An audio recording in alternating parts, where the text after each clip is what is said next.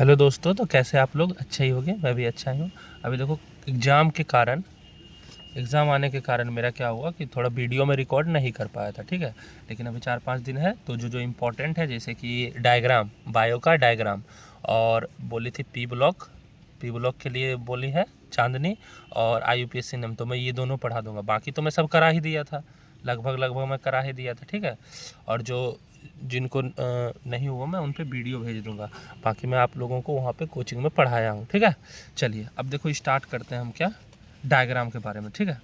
तो सबसे पहला जो डायग्राम है, आपको देखिए 5 नंबर का मैं डायग्राम बात कर रहा हूँ। एक बार ये डायग्राम देख लीजिएगा, ठीक है। ये देख रहे हो ना अच्छे से?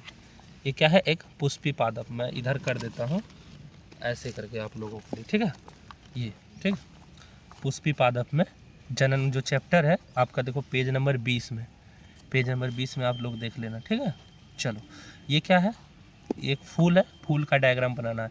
अब फूल में ये क्या है? बीच वाला ओवरी है, ठीक है, जयांग जिसको बोलते हैं, फीमेल का पार्ट। और ये जो देख रहे हो स्टेमन है, यानी कि पुमंग है, जिसको आप लोग क्या बोलते हो? पुंकेसर, जो क्या है? नर भाग है। और ये जो पत्ती देख रहे हो, इसको क्या बोल रहे हैं हम लोग? पेटल। इसको क्या बोलते हैं? पेटल। और जो इस ये देख रहे हो, इसको कैलेक्स बोलते हैं, इसी को कैलेक्स या कोरोला भी बोलते हैं, ठीक है। इसको सेपल बोलते हैं, ठीक है। अब वहाँ पे आपको हिंदी में लिखना होगा, तो इसको क्या बोलते हैं? जयांग, ये स्त्री केसर, जो कि फीमेल का पार्ट रहता है। और ये कौन सा है? स्टेमन, यानी कि जो पुरुष का भाग रहता है, जिसको क्या बोलते हैं? पुमंग, ठीक है, या पुंकेसर भी बोलते हैं। और ओवरी को क्या बोलेंगे? अंडाशय, ठीक है। क्लियर यहाँ तक हो जाएगा। और ये जो यहाँ पे देख रहे हो, इसको बोलते हैं पुष्पासन। पुष्पासन, थैलेमस को बोलते हैं पुष्पासन, यहाँ इसको बोलेंगे पुष्पासन, ठीक, पुष्पासन। आपको देख लीजिए, डायग्राम अच्छे से बनाना है। चलो मैं एक बार बना के दिखा देता हूँ आपको, मैं आप लोगों के लिए लाया भी था। चलो देखो कैसे करना है। फर्स्ट ऑफ ऑल आपको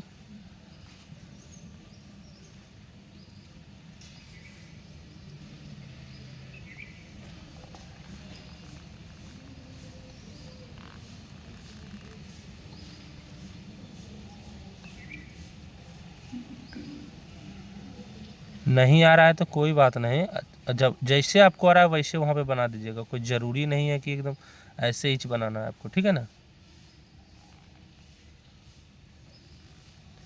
जैसे आपको आ रहा है, देखो मैं जैसे आ रहा है मेरे को वैसे बना रहा हूँ, ठीक है।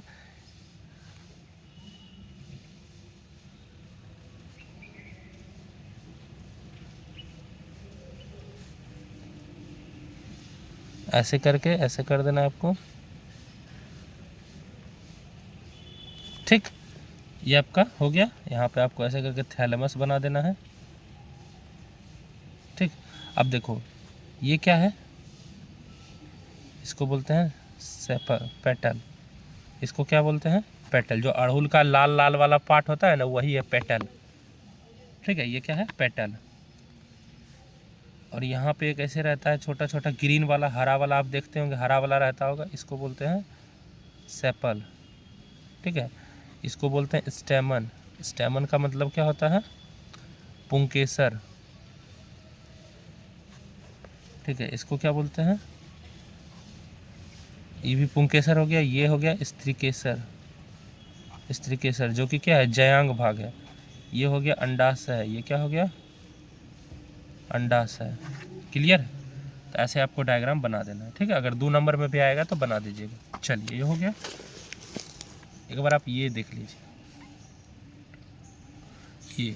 ये भी एक बार देख लेना, ठीक है। नॉर्मल है ये, तो इससे आएगा भी नहीं, ठीक है। चलो आगे बढ़ते हैं। आगे जब हम पढ़ते हैं तो आपका आता है ये, ठीक है। ये भी नहीं पूछा जाएगा आपको, ये भी नहीं। सिंपल आप देखो, ये याद कर लेना।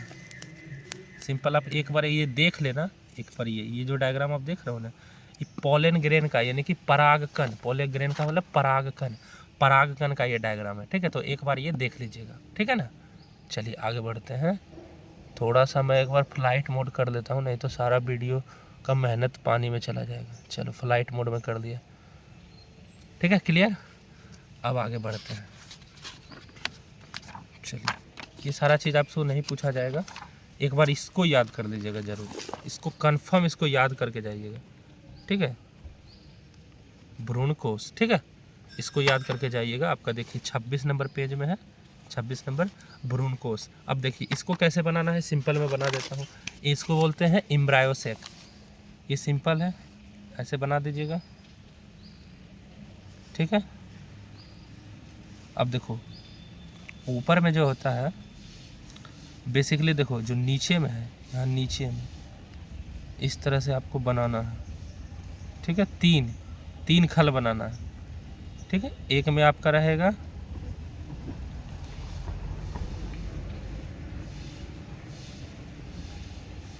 इसको कौन सा एंड बोलते हैं, चलाजा, मैंने करवाया था चलाजा एंड, ठीक है। इसको कौन सा बोलते हैं, माइक्रोपाइलर एंड। सब कुछ यहाँ पे देखो लिखा हुआ है, माइक्रोपाइलर एंड चलाजा एंड, ठीक है ना। तो ये सारी चीज़ें हैं, क्लियर।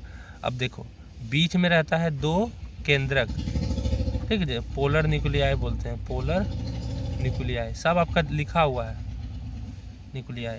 अब देखो ये जो बीच वाला आपको दिख रहा है यही है क्या, अंडाणु, क्या है जी, अंडाणु, ठीक है।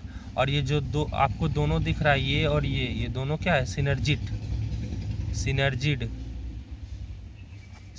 है ना, मतलब अक्रिय होता है, इसको हिंदी में बोल सकते हैं अक्रिय। और ये आप देख रहे हो इसको एंटीपोडल बोलते हैं, एंटीपोडल सेल, एंटीपोडल। और ये पोलर न्यूक्लियाई, ठीक है, क्लियर।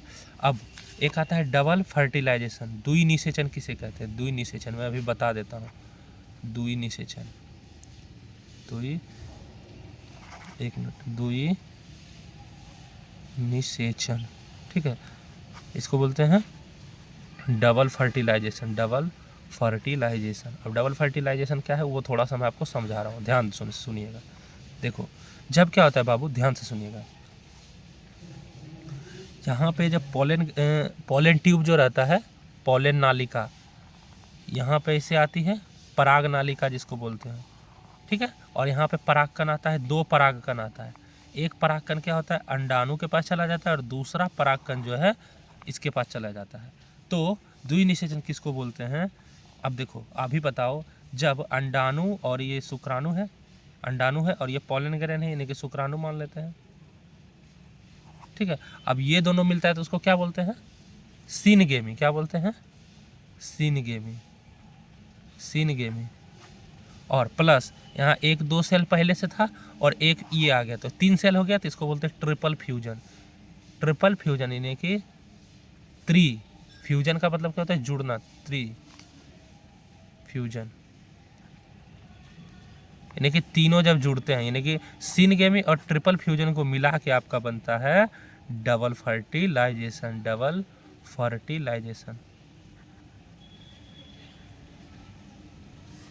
ठीक है, क्लियर है, डबल फर्टिलाइजेशन। यहाँ तक क्लियर, कोई दिक्कत।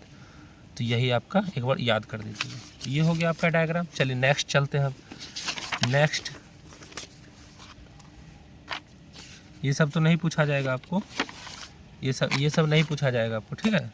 चलिए आगे और मैं बढ़ता हूँ। अब जो इम्पोर्टेंट है, इम्पोर्टेंट पे चलते हैं, ठीक है। एक बार इसको देख लीजिएगा थोड़ा सा, एक बार ये डायग्राम को, ठीक है, 32 नंबर पेज पे, ठीक। चलिए नेक्स्ट चलते हैं हम लोग।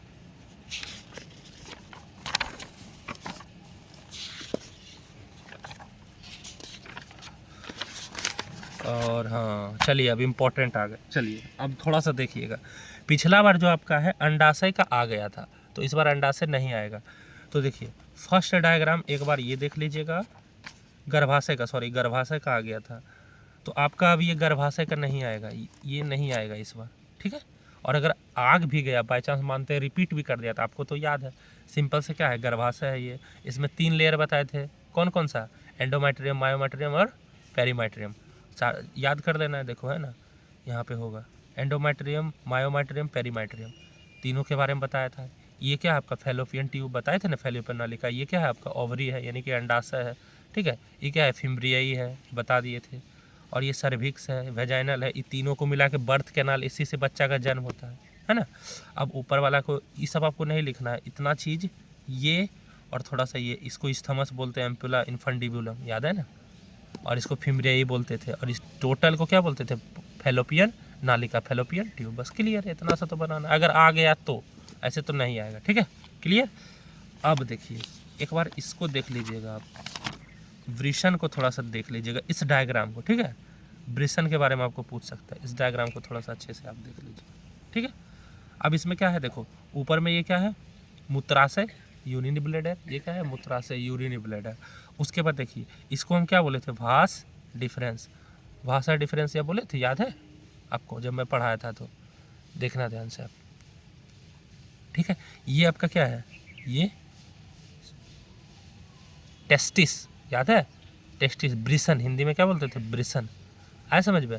अब वृषण से सबसे पहले कौन सा निकलता था नालिका, याद करो याद करो, भास डिफरेंस, ठीक है, फिर एपेडिडाइमस, ठीक है, उसके बाद कौन सा होता था, भास डिफरेंसिया, उसके बाद ऊपर आके यहाँ पे यूरिनी ब्लैडर में मिल जाता था। बस इतना सा आपको याद रखना है, क्लियर। चलिए नेक्स्ट, ये तो आपका हो ही गया, अब आगे चलते हैं। हाँ अब थोड़ा सा ध्यान से सुनिएगा, एक ये जो है आपका, ये शुक्राणु का चित्र है, ठीक है, जो ह्यूमन में होता है, जो मनुष्य में शुक्राणु रहता है, उसका डायग्राम है। अब इसमें देखो कैसे आपको याद करना है, ये आपको बना देना है चित्र। मैं बताया था कि शुक्राणु का जो सबसे फ्लैजिला जो होता है शुक्राणु का, मूवेबल ये रहता है, पूंछ के कारण वो चल पाता है, एकदम स्पीड में चलता है, ठीक है। तो ये सारी चीज़ें, अब देखो ऊपर में हेड है, यानी कि ये क्या है, माथा है उसका, और ये बीच का पार्ट है, ये पूंछ है उसका। अब माथा में क्या रहता है, एक्रोजोम, याद है मैं करवाया था, एक्रोजोम, एक्रोजोम रहता है, ठीक है। इसके अंदर में क्या रहता है, एक्रोजोम भरा पड़ा रहता है, एक्रोजोम देखो यहाँ पे लिखा हुआ, आप देखना डायग्राम में लिखा होगा एक्रोजोम, ठीक। और इसको क्या नेक बोलते हैं, इसको मिडल पूछ में माइटोकॉन्ड्रिया होता है। माइटोकॉन्ड्रिया क्या करता है, एनर्जी देता है उसको, क्या करता है, एनर्जी। लेकिन एनर्जी तो माइटोकॉन्ड्रिया देता है, उसको भगाने में कौन काम करता है, तो इसका पूछ, यहाँ पे टेल देखो लिखा होगा, इसको बस याद रख लेना, ठीक है, हो जाएगा। अब देखो एक आता है मेंस्ट्रुअल साइकिल, ठीक है, मेंस्ट्रुअल साइकिल आप लोग जानते ही होंगे। अब वो कितने दिन का रहता है, 30 दिन का रहता है। तो पहले 5 दिन में क्या होता है, ब्लीडिंग होता है ना, खून निकलता है।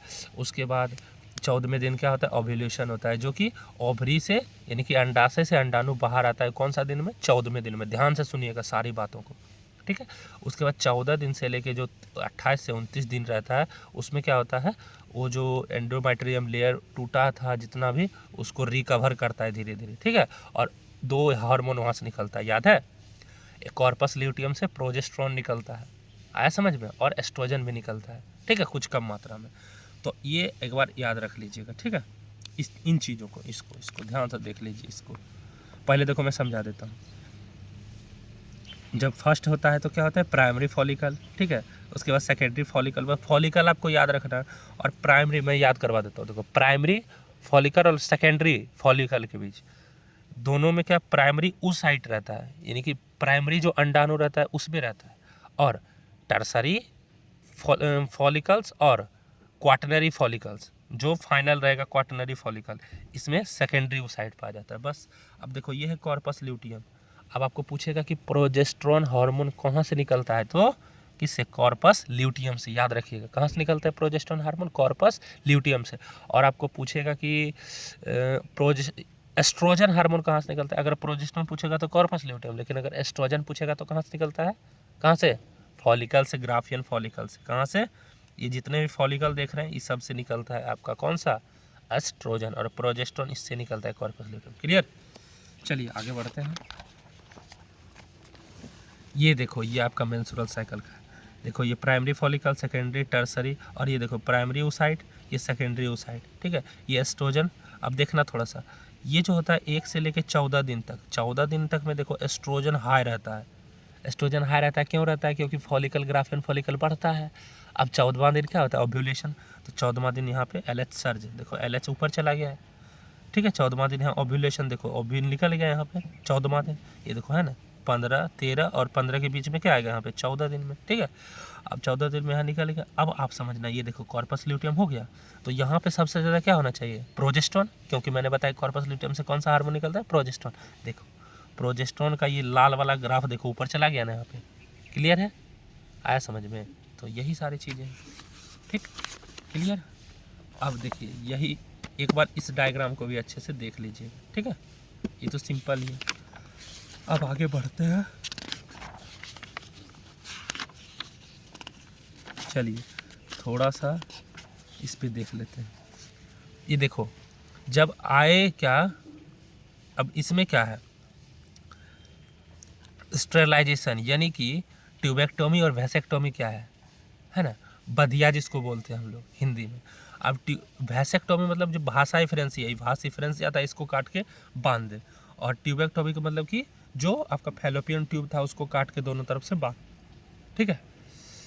अब इसको हिंदी में क्या बोलते थे आप लोग, मैं आपके कॉपी में लिखा दिया था, तो एक बार देख लीजिएगा, ठीक है। ऐसे इसको इंग्लिश में वैसेक्टोमी, इसको ट्यूबेक्टोमी बोलते हैं। आया समझ में? ठीक, क्लियर, एक बार देख लीजिएगा आप। वैसे तो और ज़्यादा कुछ नहीं पूछा जाएगा, ये सारी चीज़ें इसमें इतना ही है, ठीक है। चलिए अब जेनेटिक्स में चलते हैं एक बार।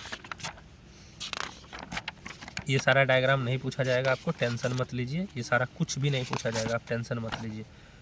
मैं अभी डायग्राम का ही बात कर रहा हूँ सिर्फ, ये सब कुछ भी नहीं पूछा जाएगा आपको। इन सारी चीज़ों का आपको टेंशन नहीं लेना है, क्लियर। चलो आगे बढ़ते हैं, ये सब कुछ भी नहीं पूछा जाएगा आपको।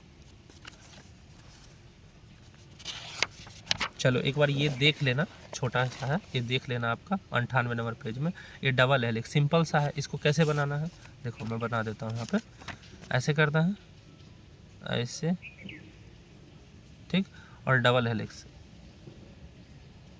सिंपल है ना। अब देखो यहाँ पे देखो मैं बना रहा हूँ थोड़ा सा ऐसे है। अब इसको जैसे सीढ़ी बनाते हैं ना, सीढ़ी के जैसा कर देना, हो गया, सिंपल है ना जी, बस हो गया। ऐसा ही बनाना है आपको, ठीक है। और अब देखिए इसमें जो है ये क्या है, बेस पेयर है, ठीक है। यहाँ लिख देना N2 बेस, आए समझ में, ठीक है। और ये बड़ा बड़ा लाइन देख रही क्या है, phosphate bond, sugar phosphate bond, बंद है, बंद, ठीक है। ये सारी चीज़ें हैं, बस सिंपल सी तो है। और इसको याद कर लीजिएगा थोड़ा सा एक बार, ठीक है। इसको सेंट्रल डोगमा बोलते हैं इंग्लिश में, ठीक है। डीएनए से डीएनए बनता है, मैं कराया था, याद कीजिए। डीएनए से डीएनए बनता है, उसको रेप्लिकेशन बोलते हैं, क्या बोलते हैं, रेप्लिकेशन। और डीएनए से आरएनए बनने को ट्रांसक्रिप्शन बोलते हैं, क्या बोलते हैं, ट्रांसक्रिप्शन। और आरएनए से प्रोटीन बनने को ट्रांसलेशन, इंग्लिश वाला ट्रांसलेशन नहीं, यहाँ बायो का ट्रांसलेशन, ठीक है। आरएनए से प्रोटीन बनने को ट्रांसलेशन कहते हैं, क्लियर।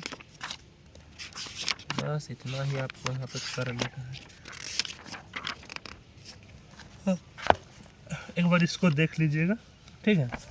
ये क्या है कि जब कोई भी नया आरएनए बनता है, हम लोग में नया आरएनए का सिंथेसिस होता है, तो वो बोला ऐसे पूछा नहीं जाएगा ये सारी चीज़ें। मैं आता हूँ देखो इम्पोर्टेंट पे कि कौन सा पूछा जाएगा, ये सारी चीज़ें उतना नहीं पूछा जाता है ना। एक आपका ये देख लीजिएगा, रुक जाओ मैं बता रहा हूँ आपको, बायोटेक्नोलॉजी में है, जो मेरे में भी आया था, अगर आप देख लीजिएगा, रुक जाओ मैं बताता हूँ। पूरा बायो में अभी उल्टा दिया हूँ, देखो एक बार इसको थोड़ा सा इस साइकिल को देख लेना, ऐसे पूछा नहीं जाएगा। ये किसका है अब बताइए, कौन सा, मलेरिया का साइकिल याद है ना, प्लाज्मोडियम वाइवेक्स, याद है, प्लाज्मोडियम लिखाया था ना आप लोगों को, ठीक है। अब आप लोग कमेंट में ये बताइएगा कि प्लाज्मोडियम जो है उसका, प्लाज्मोडियम वाइवेक्स तो ये होता है, ठीक है। अब उसका जो प्लाज्मोडियम वाइवेक्स है, उसका वेक्टर का नाम क्या है, वो किस पे होके जाता था, मैं याद करूँ, मैं लिखाया था, ठीक है। इसको देख लीजिएगा एक बार, ह्यूमन हेल्थ डिजीज़ पे हम लोग आ गए, ठीक है। हाँ एक बार इसको थोड़ा सा देख लीजिएगा, एंटीबॉडी है, ये क्या है, एंटीबॉडी। यार मैं डायग्राम बनाया था, याद कीजिए, मैं सब कुछ पढ़ा दिया हूँ, ये डायग्राम बनवाया था, एंटीबॉडी का है। चलो नेक्स्ट अब आते हैं, बाकी ये सब कुछ नहीं पूछा जाएगा, बाकी ये सब कुछ भी नहीं पूछा जाएगा आपको। हाँ अब आते हैं, थोड़ा सा ध्यान दीजिएगा, थोड़ा सा गाइज, ये सब देखो ऑब्जेक्टिव में आ सकता है, तो एक बार आप लोग इस पे ध्यान दे दीजिएगा थोड़ा सा, ठीक है। ये जो देख रहे हो ना कि वेट मतलब क्या है, धान, थी सॉरी गेहूँ, गेहूँ की कौन सी प्रजाति है, ये देख लीजिए, वैरायटी हिमगिरी, ठीक है।